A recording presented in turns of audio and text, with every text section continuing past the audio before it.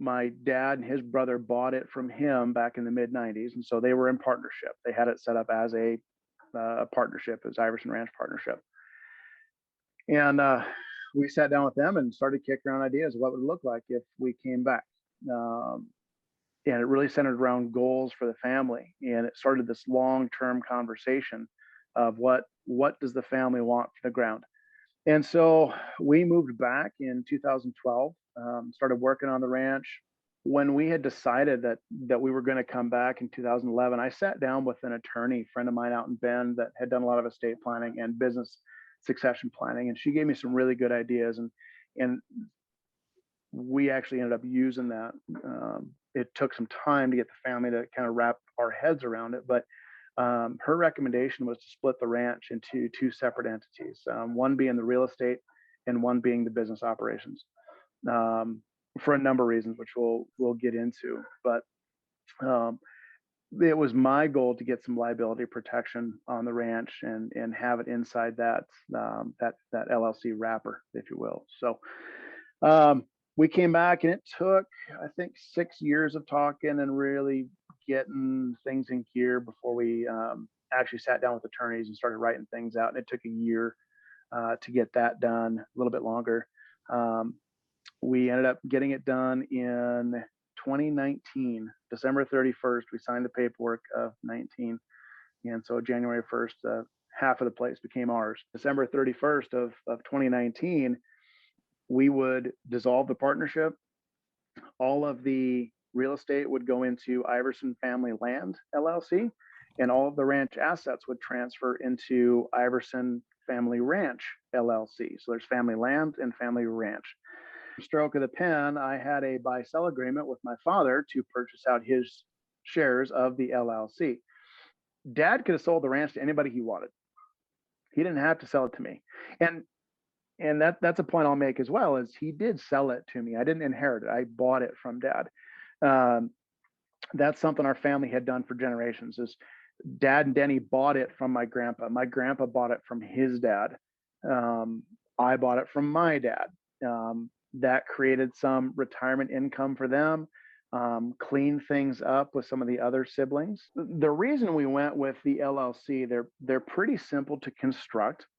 They're simple to file. They're simple to maintain. Um, and we'd had experience with some families that we had worked with both in Oregon and in Montana that historically had C corps, and all of those shares had gotten distributed out to different generations, and now you have 29 people who have say, and they're stagnant. They can't move. They're stuck. They can't get anything done. One of the goals for us was to limit operational management to two people. So by moving the ranch operations into a operating LLC, the ranch family ranch LLC, there's four owners, um, the two Iverson descendants and their spouses, but there are two managers. There are only two people that have say to what happens in that, and that is written in the LLC that there can only be two managers.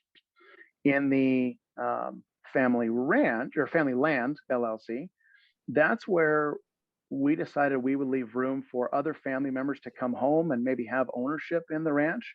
Um, there was some succession planning in there that maybe we split it up and we can send like when my wife and I go, we don't have kids. We're not going to have somebody to pass it to. We are going to send it to my brother's sons, but they've never been to the ranch. They're never going to run the ranch. They shouldn't have operating management say of the ranch. They can have ownership in the land. That's great. They can have that legacy. They have a place they can come home to, a place they're welcome, but they're not making decisions on paying bills and buying balers and what kind of cows and whatever it is. So we really wanted to keep that management control down to two people, but have space for family to come home to the ranch and have some ownership. But in the agreement, it also says you will lease to the ranch, that the land will lease. Also, there is some liability protection there. Something can happen with the ranch LLC. We lose all of our assets, but at the end of the day, we still have the land. If we lose the land, we don't get it back. And there is no more land for sale in Potomac. What happens if the family doesn't get along, has some issues?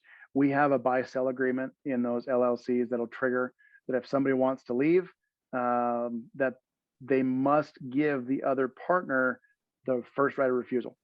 So I can't sell out from underneath them without giving them the opportunity to buy me out first. And that can be as simple as, I'm done. I want out. It could be me triggering my retirement. Maybe at some point I want to go do something else. It's going to be a long time from now. I'm pretty invested in it. I'm going to stick around, but I'm also 46. I got another good 20 years. I don't have heirs, so maybe I want to sell out to them at some point. Maybe I want to do it early. If I get injured, if I get hurt working here at the school, fall in the well hole, the pit out in the ball field, there's triggers for disability. There's triggers for passing away.